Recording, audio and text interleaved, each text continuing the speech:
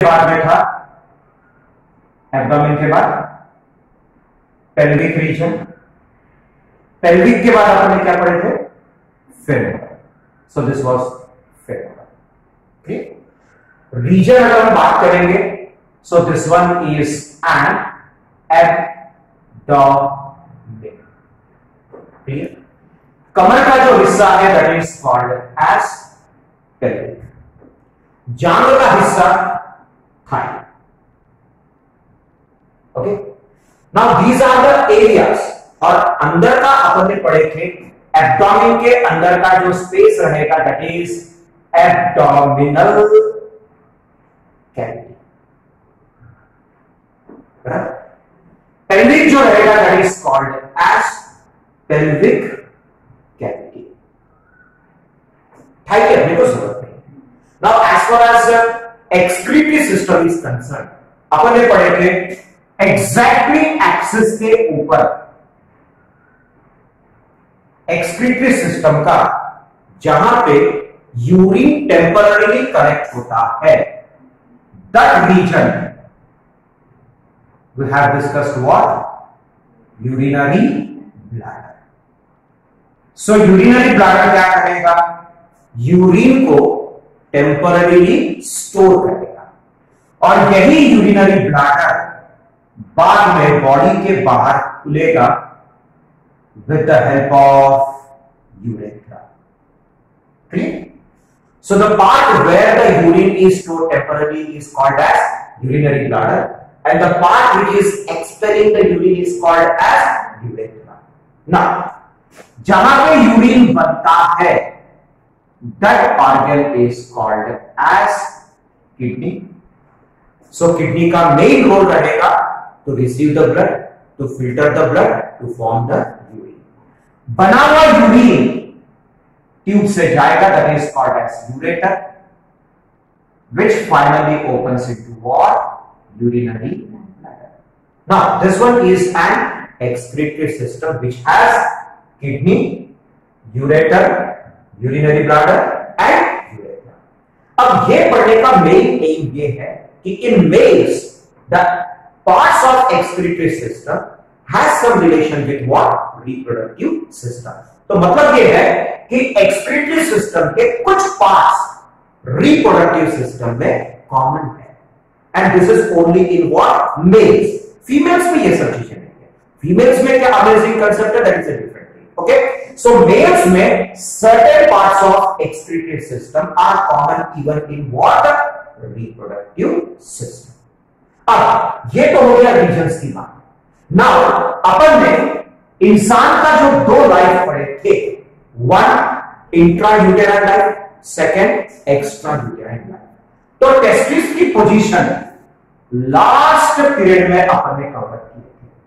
तो last period में अपन ने क्या पढ़े थे, पैदा होने से पहले मतलब बिफोर बर्थ टेस्टिस की पोजीशन क्या होती है, abdominal cavity. During birth this testis descends, मतलब डिसेंड मतलब नीचे आना, असेंडिंग डिसेंडिंग मैथ्स में पढ़े होंगे। असेंडिंग का मतलब ऊपर, डिसेंडिंग का मतलब नीचे। तो ये जो टेस्टिस है नीचे की तरफ जा रहा है, that's why this is called as descending. और अपन ने पढ़े थे डिसेंड होके वो आता है एक एक्स्ट्रा कैविटी में and this extra cavity is called as scrotal cavity, but the area is called as what, scrotum. जैसा एब्डोमेन, जैसा पेल्विक, वैसा स्क्रॉटम। एब्डोमेन का स्पेस एब्डोमिनल कैविटी, पेल्विक का स्पेस पेल्विक कैविटी, स्क्रॉटम का space scrotal cavity. Now the fact is, why this scrotum is constructed in males, why not in females?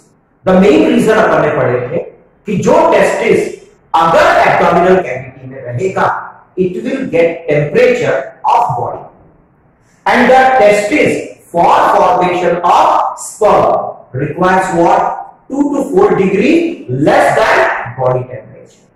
सो अगर testis यहां रहेगा और अगर बॉडी टेम्परेचर कम करेगा सो बाकी के ऑर्गन्स को प्रॉब्लम जाएगा। करेक्ट? अब अगर ये टेस्टिस क्लियर? यहां रहेगा तो बाकी के ऑर्गन को प्रॉब्लम जाएगा, और अगर बाकी के ऑर्गन के लिए टेम्परेचर मेंटेन करेगा so testis will not be able to form sperm. तो मैंने बताया था कि बॉडी उसको अलग घर बना के देता है, एरिया बना के देता है, and that is scrotum. So this scrotum और scrotal cavity is constructed for testis because testis के लिए यहां पे जगह अवेलेबल नहीं है। Means this is an extra part of abdominal cavity. That's why this is also called as extra abdominal cavity. क्योंकि इसका कोई रिलेशन पेल्विक से नहीं है। So this means scrotal cavity is directly connected to abdominal cavity through a passage अपन ने पढ़े थे, and that passage is called as what? Inguinal canal. Correct? So this passage has nothing to do with the pelvic cavity. This passage is a connection between abdominal cavity and scrotal cavity. This means before birth, testis is present in abdominal cavity. After birth, the testis gets into what? Scrotal cavity. बराबर? अब यहां अगर मैं testis बनाऊंगा बहुत छोटा दिखेगा, बाकी के पार्ट्स बनाएंगे तो अपन लेबल नहीं कर पाएंगे। सो सेम मैं यहां पे पैरेलली बनाते चलूंगा। ओके, सो रिप्रोडक्टिव सिस्टम मेल का अपन यहां बनाते चलेंगे, यहां पे अपना इमेज बड़ा रहेगा, सेम चीज यहां पे अपन इसके पोजीशन वाइज बनाएंगे। क्लियर? और एक इंपॉर्टेंट चीज, स्क्रॉटम का स्किन यूरेथ्रा के ऊपर कवर करते जाता है और ये एक एडिशनल स्ट्रक्चर बनाता है, that is an penis which is a copulatory organ. So अपन इसको बाद में डिस्कस करेंगे। क्लियर? नाउ यही स्क्रॉटम का स्किन यूरेथ्रा को सराउंड किया है and it is an penis. Afterwards okay. Clear? Now अब टेस्टिस कहां पे प्रेजेंट रहेगा? स्क्रॉटम में। सो ये हो गया टेस्टिस, एंड प्लीज माइंड दोनों साइड प्रेजेंट रहेगा, अपन सिर्फ हाथ बना रहेगा। सो टेस्टिस दोनों साइड में है, so testis. So this one is an testis. Clear? Now testis के ऊपर एक कैप लाइक स्ट्रक्चर रहेगा, cap like structure. So testis के ऊपर क्या है? Cap like structure. प्लीज अब सो टेस्टिस के ऊपर क्या है? Cap like structure. क्लियर? अब ये जो cap, why it is called as cap? जैसा अभी हम कोई टोपी पहनते हैं सर पे, सो जब हमने सर पे टोपी पहना तो वो जो टोपी है वो क्या पूरे हेड को कवर करता है कि पार्ट ऑफ हेड को? पार्ट ऑफ हेड को। So this means any cover which covers part is called as cap. Pen, जब हम पेन को जो कैप लगाते हैं, सो दैट पेन पूरे के पूरे जो कैप है वो क्या पूरे के पूरे पेन को कवर करता है क्या? No, it is just covering part of the pen, so it is also called as cap. Clear? So cap का मतलब होता है any cover which covers what? A part. So इसने क्या किया है? पूरे टेस्टिस को कवर किया कि सिर्फ पार्ट ऑफ टेस्टिस को? पार्ट ऑफ टेस्टिस को। That's why it is called as cap. Clear? So cap over the testis is called as epididymis. क्या नाम है? epididymis. Clear? So testis के ऊपर में जो कैप लाइक स्ट्रक्चर रहेगा is called as epididymis. Now this epididymis complete testis को cover कर रहा है कि पार्ट ऑफ टेस्टिस को? पार्ट ऑफ टेस्टिस को। Now this epididymis is divided into 3 parts. सामने का हिस्सा एंटीरियर, बीच का हिस्सा मिडल, पीछे का हिस्सा पोस्टीरियर। सो इनटू 3 पार्ट्स। सामने का हिस्सा एंटीरियर, बीच का हिस्सा मिडल, पीछे का हिस्सा posterior. So epididymis is divided into 3 parts: anterior, middle, posterior. Simple language में the anterior part is called as head. क्या बोलते हैं? The middle part is called as body. क्या बोलते हैं? Body. Posterior part is called as tail. ये सभी में रहता है। Clear? Now so anterior part is head, middle part is body, posterior part is tail. So these are the common names. Simple भाषा है, लेकिन हर बार मैंने आपको बोला है साइंटिफिक टर्म्स भी बहुत इंपॉर्टेंट है। नीट के लिए बोलो या कोई कॉम्पिटिटिव एग्जाम में जनरली साइंटिफिक टर्म्स बहुत ज्यादा मायने रखते हैं। सो हियर हेड जो है scientifically that is caput epididymis. क्या बोलते हैं? Caput epididymis. क्लियर? जो मिडल पार्ट है दैट इज कॉर्पस एपिडिडाइमिस। क्या बोलते हैं? Corpus epididymis. और जो पोस्टीरियर टेल पार्ट है that is called as caudal epididymis. Caudal word कब भी अपन ने डिफाइन किया है कि अपने बॉडी का अलग अलग रीजन्स है। The pelvic region, tail region is also called as caudal region. बराबर? सो दीस आर टर्म्स कहीं पे भी यूज हो सकता है। So tail, caudal, epididymis. So these terms are important in competitive exam. Clear? So यहां पे एपिडिडाइमिस के तीन हिस्से, anterior part head called as come on caput epididymis, middle part body is called as corpus epididymis, posterior tail part is called as caudal epididymis। Got the concept? देखो ये same चीज यहां पे हम लिख नहीं सकते, करके आपने वहां मैग्नीफाई करके बनाया हुआ है, बट ये सब आपको यहां पे इमेजिन करना है। Agreed? Now this one is what? Testis, and this one is what? Epididymis। Clear? Together it is called as testicles। क्या बोलते हैं? टेस्टिकल। तो फॉर्मूला बेस्ड क्वेश्चंस आते हैं। Testicle is equal to testis plus epididymis. So such type of concept आपको develop करना है। Agree? So testis is equal to sorry testicle is equal to testis plus epididymis. Clear? अब posterior part. So यहां पे जो epididymis का जो posterior part है, इस पोस्टीरियर पार्ट से एक टेल लाइक स्ट्रक्चर, टेल से एक ट्यूब लाइक स्ट्रक्चर निकलता है। कहां से निकला? Caudal epididymis. So caudal epididymis से एक ट्यूब लाइक स्ट्रक्चर निकलता है, and this tube like structure which arises from which part of epididymis? Caudal epididymis. This is called as vas deferens. था आपको लोअर क्लासेस में 9th 10th में था आपको कहीं ना कहीं। ठीक है? So vas deferens is a long tube like structure which arises from caudal epididymis. Agree? अब निकालते हैं इसको। सो काउडल एपिडिडाइमिस से ट्यूब लाइक स्ट्रक्चर निकला, and this tube like structure is called as vas deferens. Now this vas deferens किसमें गया? देख देख के बताना चाहिए आपने। किसमें गया? What is this passage called as? Inguinal canal. कल बताया था मैंने आपको लास्ट पीरियड में कि कोई भी चीज इस क्रॉटल कैविटी से अगर सपोज उसको पेल्विक कैविटी में भी जाना है तो उसको घूम फिर के जाना पड़ेगा, because this scrotal cavity has nothing to do with pelvic cavity, or it is not at all directly connected to pelvic cavity. Even if it has to enter pelvic cavity, it has to pass through what? Abdominal cavity। Agreed? So ये जो vas deferens है, ये vas deferens निकला कहां से? Tail से, मतलब caudal epididymis. अब काउडल एपिडिडाइमिस से निकलने के बाद it goes into what? Inguinal canal.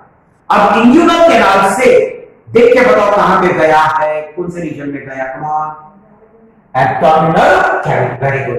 अब एब्डोमिनल कैविटी में अब ये टर्न लेगा, किसको टर्न मारा इसने? What is this part called as? Ureter. Very good. Clear? So vast difference arises from caudal epididymis. Passes through what? Inguinal canal. Enters into what? Abdominal cavity. Takes a turn through what? Ureter. Comes into what? Pelvic cavity. Now pelvic cavity में आने के बाद किस में open हुआ? Urinary bladder में open हुआ, urethra में ओपन हुआ, कि दोनों के जंक्शन पे ओपन हुआ? दोनों के जंक्शन पे. So this means the vast difference arises from caudal epididymis, passes through inguinal canal, enters abdominal cavity, takes a turn through ureter, comes into pelvic cavity and opens finally into junction between urinary bladder and urethra. Same चीज है वहां पे. अब already अपन ने यहां पे जैसा this one, सो ये रहेगा यूरिनरी ब्लैडर, ठीक. फिर उसके बाद रहेगा this one is urethra. Agree? So urinary bladder की कंटिन्यूएशन में क्या है? Urethra. Now this one is what? The junction between urinary bladder and urethra. Now this ureter ये पूरा इधर उधर टर्न मार के आने के बाद finally it goes into, it opens between what? Urinary bladder and urethra. Please mind it. The same thing I am repeating. दोनों साइड होता है. Just for understanding purpose upon one side का पढ़ रहे हैं, but the same thing is there on other side. दोनों side पे रहेगा. Clear? Now कुछ पीरियड्स पहले अपन ने पढ़े थे टेस्टिस में क्या बनेगा? Sperm. But the most important concept is what? The sperm approaches ova. लेकिन ये स्पर्म जब ओवा तक पहुंचेगा उसका एक ही तरीका है, it is going to swim. और स्विम होने के लिए सॉलिड लिक्विड गैस क्या जरूरत है? Liquid media.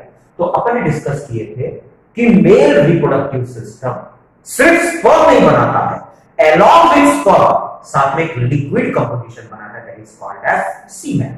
सो यहां पे अपन how the semen is form ये अपन पर डिस्कस जरूर करेंगे, जहां पे अपन सीमेन फॉर्म होने के लिए कौन कौन से ऑर्गन जिम्मेदार है and how the semen is form, what is the composition of semen and the composition of semen, the content of semen, how it is helping sperm. ये सब कल का डिस्कशन रहेगा.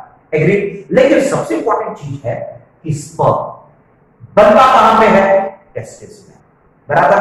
लेकिन स्पर्म का यूज मेल बॉडी में है कि फीमेल के बॉडी में है? Very good. So this means sperms are formed in male body and is utilized in female body, and that too in female body it is utilized in oviduct. कुछ periods पहले अपन ने female reproductive system पढ़े, जिसमें अपन ने पढ़े थे organ जहां पे बेबी का 9 मंथ्स का डेवलपमेंट होता है, that is called as uterus. Uterus के नीचे अपन ने क्या पढ़े? वजाइना. और यूटेरस के दोनों. So when the sperm is released from testis and when it approaches the ova, so this means the sperm is covering a long distance to reach the ova. तो कहीं ना कहीं sperm को थोड़ी देर के लिए क्या चाहिए? रेस्ट चाहिए. तो अभी अपना क्या डिस्कशन हुआ कि यहां पे ये जो ट्यूब है ये कंटिन्यूएशन है. अब जैसे यहां से स्पर्म आएगा थोड़ा बहुत तो उसको रेस्ट चाहिए, और जब रेस्ट मिलेगा तो थोड़ा बहुत नरिशमेंट चाहिए. तो यहां से जब स्पर्म फास्ट आएगा तो कहीं ना कहीं उसको स्लो डाउन होना बहुत जरूरी है. तो वास्ट डिफरेंस जंक्शन पे ओपन होने से थोड़ा पहले उसमें एक स्वेलिंग आता है. So swelling in hollow tube, swelling in hollow tube is called as ampulla. Correct? अब यहां से स्पर्म बहुत सारे millions of sperms are form. तो बहुत सारे स्पर्म जब यहां से स्विम करते करते करते करते करते जब यहां तक पहुंचेंगे तो पहले स्पर्म कैसे नैरो पैसेज से पास हो रहे हैं. जैसी एम्प्यूला मिला तो बहुत सारे स्पर्म जब स्विम करते करते करते करते करते आएंगे. जैसी स्पेस ज्यादा मिला तो पूरे स्पर्म उतने ही स्पीड में रहेंगे कि स्लो हो जाएंगे. स्लो हो जाएंगे. तो यहां पे ये पूरे स्पर्म स्विम करते करते करते यहां पे आया और जैसे ही स्लो हुआ, this means it gets rest.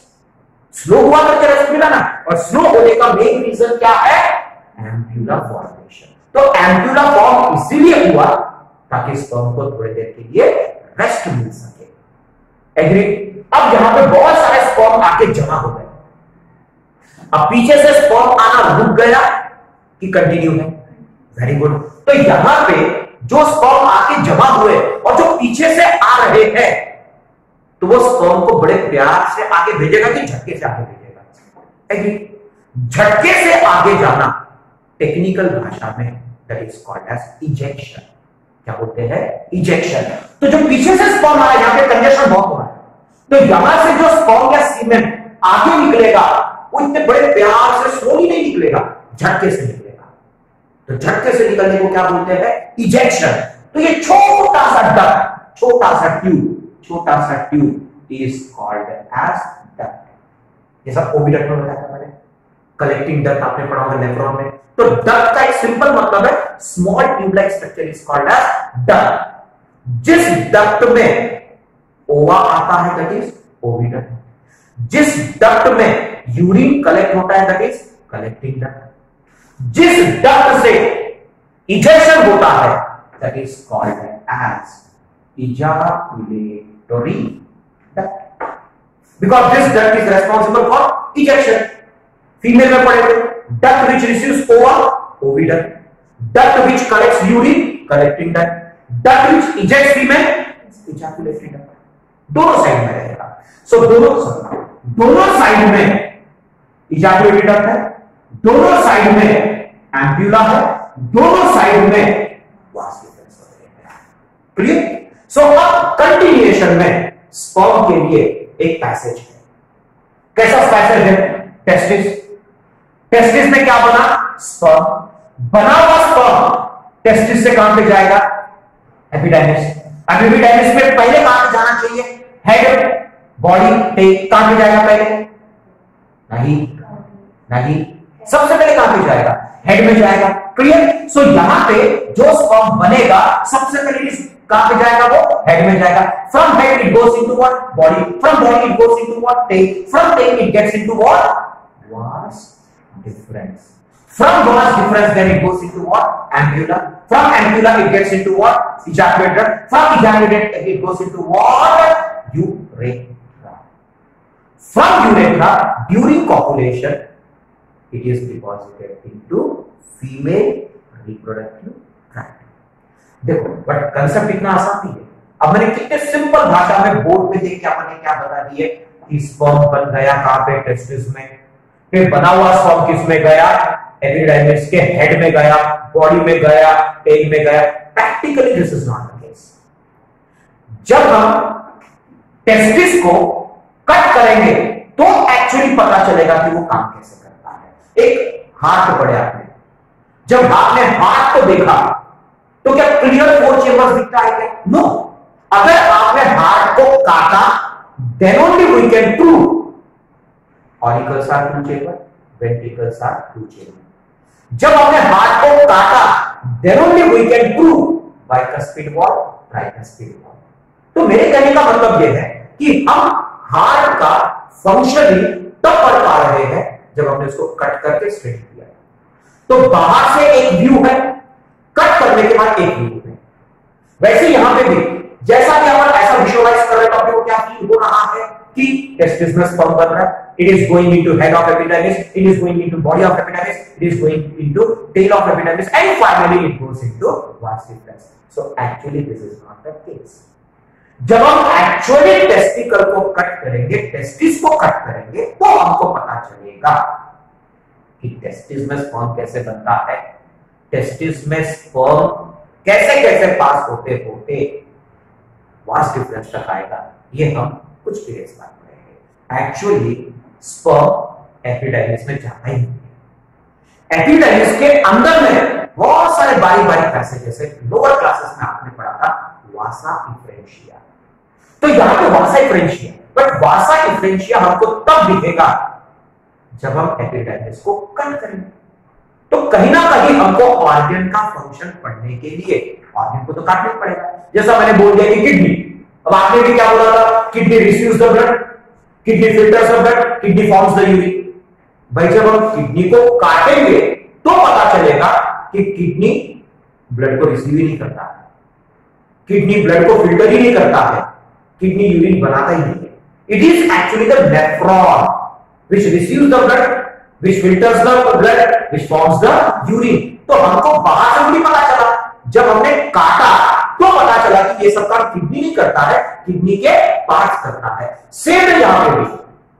अभी आपने क्या बोला कि टेस्टिस फॉर्म्स द स्पर्म, लेकिन जब हम काटेंगे तो एक्चुअली टेस्टिस स्पर्म बनाता ही नहीं है। जैसा किडनी यूरिन नहीं बनाता, नेफ्रॉन बनाता है, वैसे यहां पे भी टेस्टिस स्पर्म नहीं बनाता है। टेस्टिस के अंदर के पार्ट्स क्या बनाते हैं, स्पर्म्स। एग्री? तो जैसा जैसा हम ऑर्गन को स्टडी करते हैं तो ऑर्गन को कट करके जैसा जैसा हम ऑर्गन के डीप जाएंगे तो एक्चुअल फंक्शनिंग उसका एक्सपोज होता है। क्लियर? उसी के लिए TS and BS of structure पढ़ा जाता है। क्लियर? तो ये तो हो गया एक आउटलाइन कंस्ट्रक्शन। क्लियर? तो जैसा आपने मेल में फीमेल में कंटिन्यूएशन पढ़े थे, ओवरी होता है, ओविडक्ट होता है, यूटेरस होता है, वजाइना होता है, वुल्वा होता है। So this is what female reproductive system। वैसे मेल रिप्रोडक्टिव सिस्टम में कंटिन्यूएशन में क्या रहेगा, सबसे पहले टेस्टिस, उसके बाद एपिडर्मिस, उसके बाद वास डिफरेंस, उसके बाद एम्प्यूला, उसके बाद इजाकुलेटर, उसके बाद यूरेथ्रा। अब फीमेल के कंपैरिजन में मैंने आपको बताया था कि एक्सक्रीटरी सिस्टम का कौन सा पार्ट रिप्रोडक्टिव सिस्टम के साथ कौन है, यूरेथ्रा।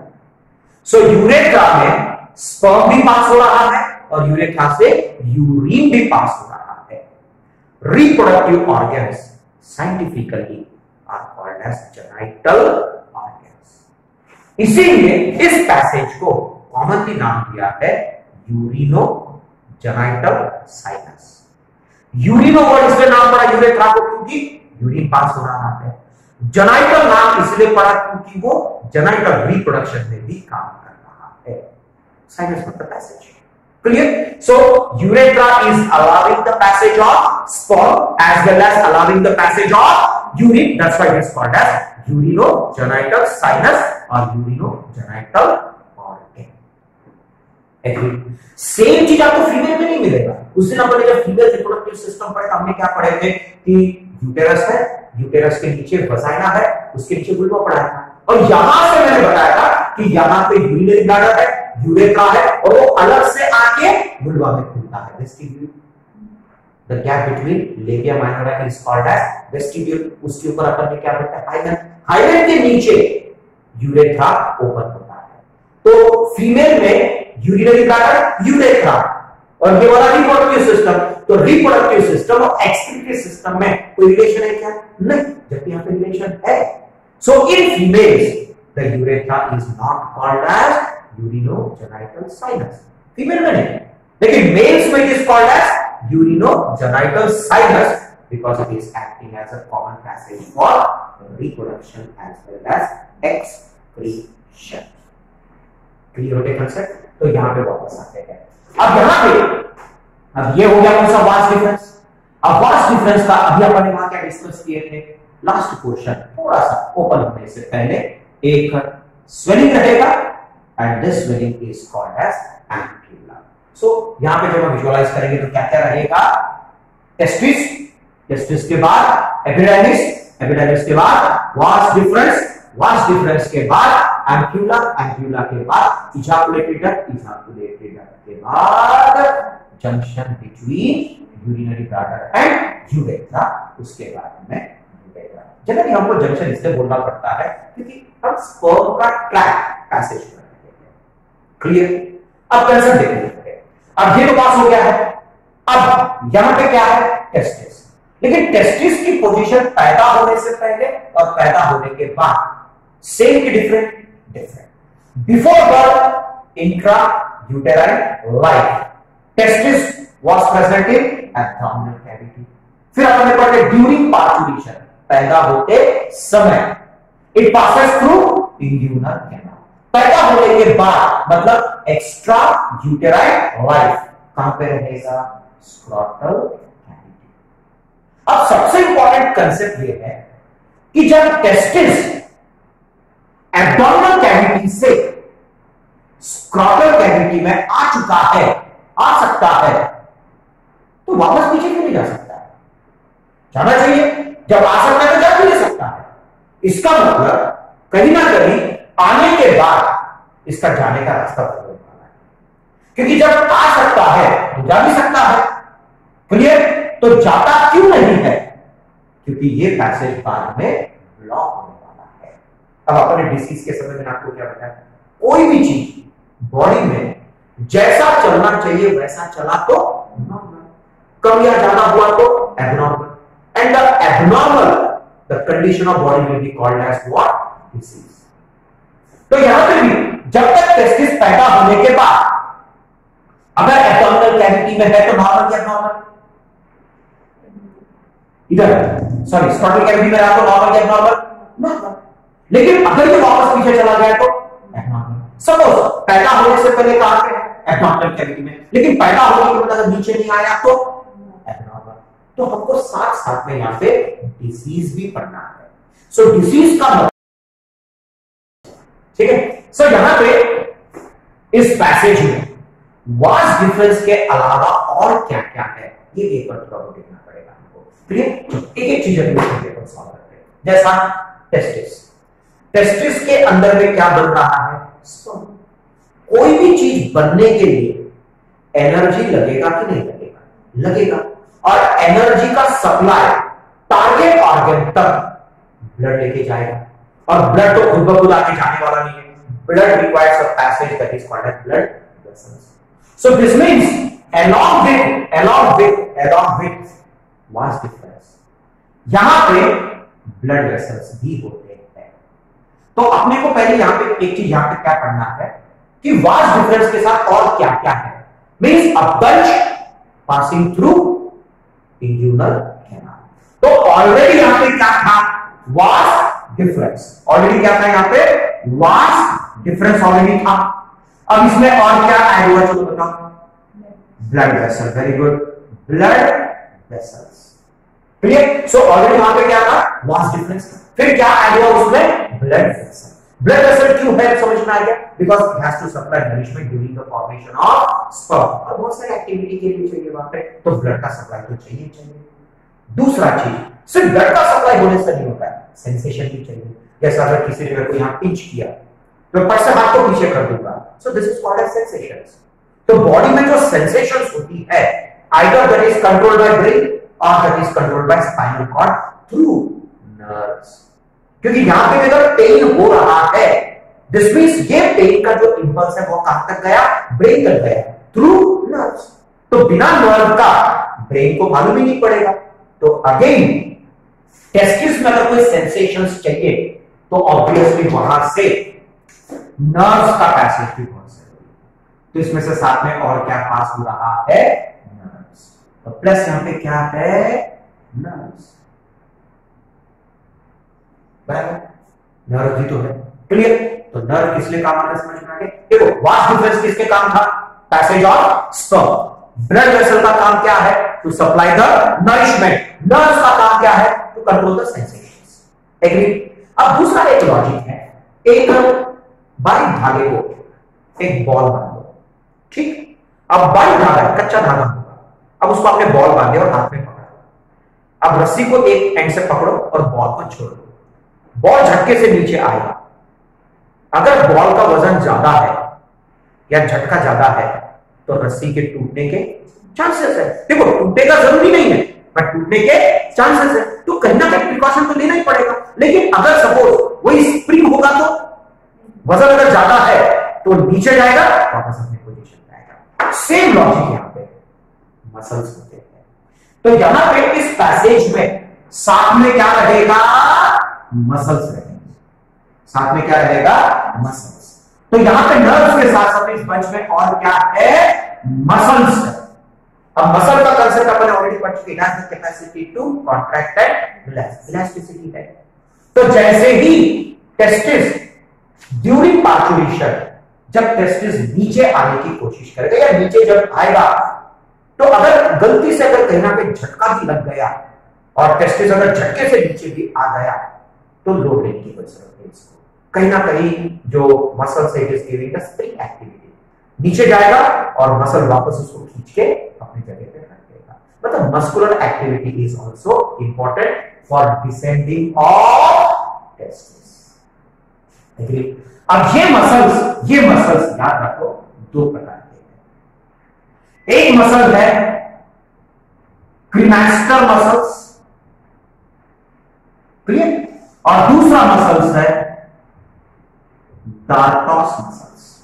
कौन कौन से muscles? Cremaster and dartos, clear. तो यही मसल्स, अब जैसे और एक लॉजिकल थिंग है कि जब यहां से टेस्टिस जब नीचे आएगा तो अगर कभी कभार झटका ज्यादा हो गया तो नीचे से भी डैमेज होने के चांसेस है। तो यही जो मसल्स है ये जब नीचे आएंगे तो नीचे एक मस्कुलर पैड बनाते हैं। क्या बनाता है? Muscular pad. और ये जो मस्कुलर पैड है दिस इज कॉल्ड एज ग्यूबरनाकुलम। क्या बोलते हैं? ग्यूबरनाकुलम। मतलब नीचे में मस्कुलर पैड है। सपोज गलती से ऊपर से टेस्टिस अगर झटके से आके गिरा भी, स्पंज जैसा एक्टिविटी दिख रहा है। मतलब देखो यहां पे डैमेज होने के कोई चांसेस नहीं है, लेकिन वो चांस लेना भी नहीं चाहता है। मतलब जब डिसेंड होगा तो ऊपर से भी तकलीफ नहीं होनी चाहिए करके स्प्रिंग एक्टिविटी लाइक मसल्स ने प्रोटेक्ट किया हुआ है। नीचे आने के बाद झटका भी नीचे लगना नहीं चाहिए करके नीचे में मस्कुलर पैड बना है, that is called as gubernaculum. Agree? तो यहां पे ये सब चीज मिलके देखो टेस्टिस को कितने अच्छी तरह से प्रोटेक्ट कर रहा है। अब ये बंच हो गया। सो दिस बंच, इस बंच में क्या क्या है? वास डिफरेंस है which is mainly responsible for the passage of sperm. दूसरा है blood vessel which is allowing the passage of blood for supply of nourishment. Then comes what? Nerves which is responsible to control the sensations. Then comes what? Muscles. Muscles के दो role है, एक ऊपर से descending के दौरान tension आने नहीं देना, दूसरा when it gets into the scrotum तो नीचे से उसको झटके लगना नहीं चाहिए, शॉक एब्जॉर्ब के लिए फिर वो यहाँ पे muscular pad बनाता है। that muscular pad is called as ग्यूबरनाकुलम। Clear? And this bunch having all these parts is called as spermatic cord. What it is called as spermatic cord. ये थोड़े से MCQ के लिए आता है, formula based question. Spermatic cord is equal to vas deferens plus nerves plus नहीं कुछ। Agree? सो इतने बंच में vas deferens, blood vessel, nerves and muscles दोनों प्रकार के वो आपको फॉर्मूला बेस में लिखने की जरूरत नहीं है। उसके डिटेल्स इतने भी नहीं आपके सिलेबस में, क्लियर? बट पढ़ना चाहिए। What are the types of muscles present in the passage of inguinal canal and scrotal cavity? अब देखो कंसेप्ट क्या है। अब यहां पे ठीक है स्पर्मेटिक कॉर्ड तो है, अब इसने यहां आके रिलीज तो कर दिया। अब हो सकता है ये पैसेज तो पास है। अब जब रात को सोएंगे तो क्या टेस्टिस नीचे जाएगा? अगर मैं शीर्षासन करूंगा नीचे उल्टा होगा तो क्या टेस्टिस नीचे आना चाहिए क्या? नहीं, लेकिन आ सकता है जब पैसेज पर खुला रहेगा तो आ जाएगा। तो कंसेप्ट ये है कि ये टेस्टिस जैसे नीचे आया इमीडिएटली ये पैसेज में प्लग तैयार हो जाता है। क्या बोलते हैं? प्लग। ठीक, अब सिंपल हो रहा है। ये तो हो गया क्या, लेकिन इसको बोलते हैं प्लग, ये किसी में जाके फंस रहा है। सो this one is plug and this one is gap. वही लॉजिक है। तो इसलिए यहां पे पूरे पैसेज को क्या कर दिया? ब्लॉक कर दिया। When जब टेस्टिस नीचे आने के बाद, clear? And this process takes place during parturition. जैसे पार्चुरेशन हुआ, जैसे टेस्टिस नीचे आया इमीडिएटली इसमें क्या बन जाता है? प्लग बन गया। प्लग बन गया तो नॉर्मल, प्लग नहीं बना तो, प्लग लेट बना तो एबनॉर्मल, प्लग जल्दी बना तो भी एबनॉर्मल। अगर सपोज पैदा होने से पहले प्लग बन गया so testis will not come into what?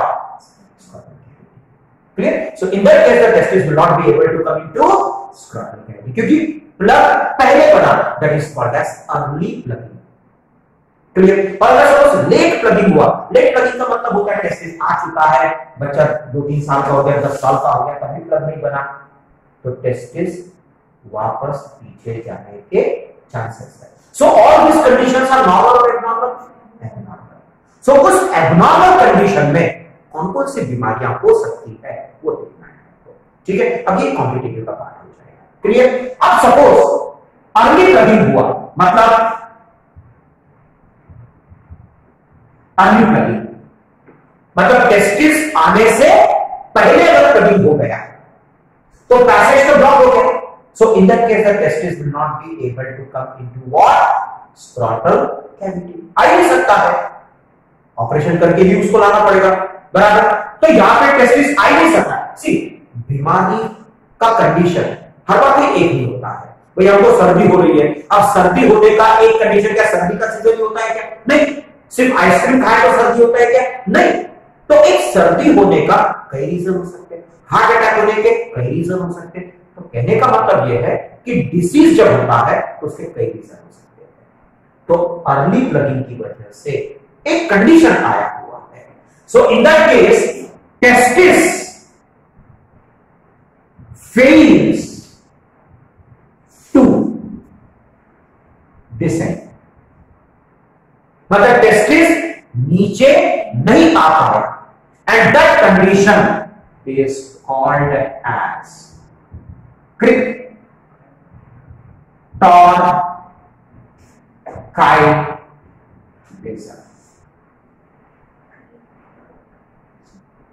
क्या बोलते हैं?